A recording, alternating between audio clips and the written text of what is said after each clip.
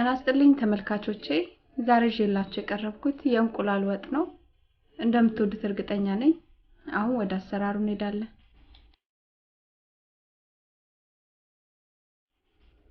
ወጡን ለማዘጋጀት የሚያስፈልገን 3 መካከለኛ ሽንኩርት፣ ነጭ ሽንኩርት፣ ዝንጅብል፣ 6 እንቁላል፣ ዘይት፣ በርበሬ፣ ቅቤ፣ ጨውና መከለሻ ናቸው።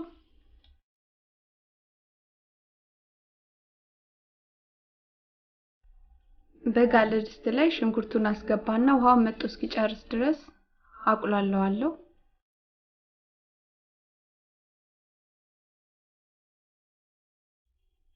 በደንብ ውሃውን ከመጠጠ በኋላ ነጭ ሽንኩርቱና ዝንጅብሉን አስገባና አብሬ አቁላለዋለሁ።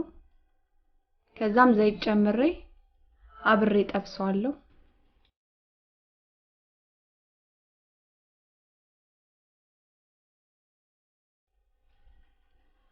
ሽንኩርቱ ከዘይቱ ጋር በደንብ ጥብስ ካለ በኋላ በርበሬ አስገባና አብሬ አቁላለዋለሁ።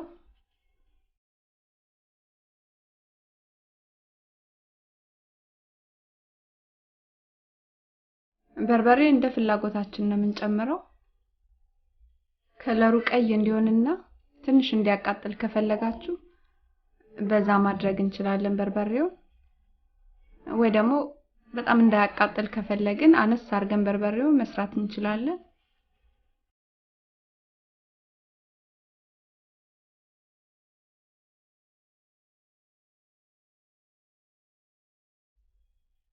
በርበሬውን ካስገባን በኋላ ምንም ውሃ ሳንጨምር በደንብ እናቁላለዋለን።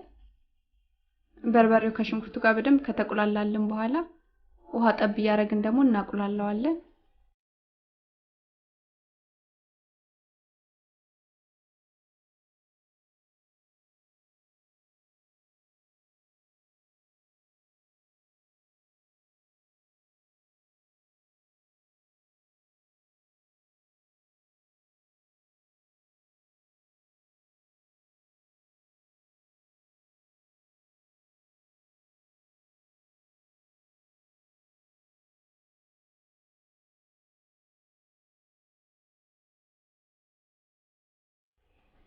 የእንቁላሉን ወጥ በመናዘጋጅበት ሰዓት የምናቁላላው ልክ እንደ ዶሮ ወጥ ነው። ዶሮ እንደምንሰራው ነው የምናቁላላው።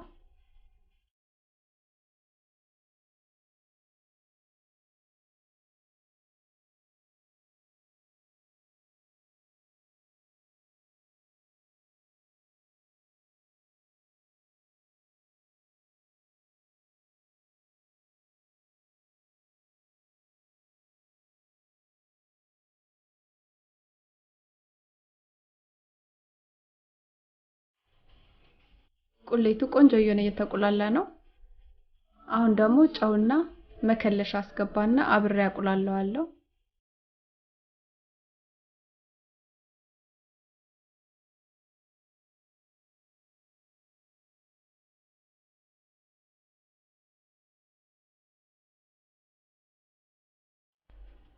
እንደዚህ በደንብ ከተቆላላልን በኋላ ውሃ እንከልሰዋለን።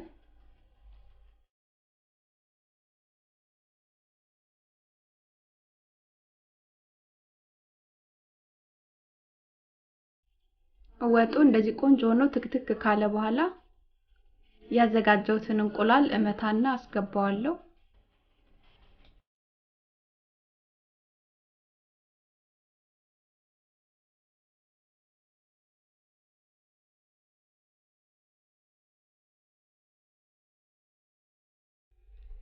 ፍርፍር ብሎ ዘይቱን እስኪተፋ ድረስ እናበስለዋለን።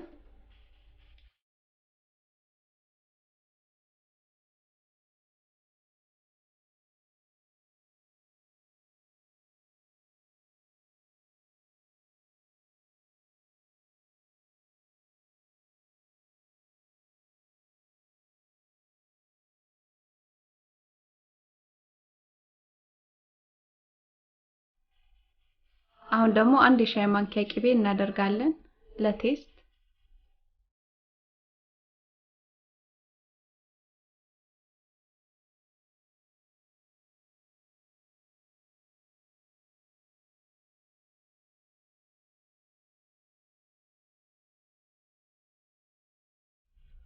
በመጨረሻም ቃሪያ እናስገባና ከእሳት እናወጣዋለን። ይሄን ይመስላል ምርጥ የእንቁላል ወጥ። እንደወደዳችሁት እርግጠኛ ነኝ።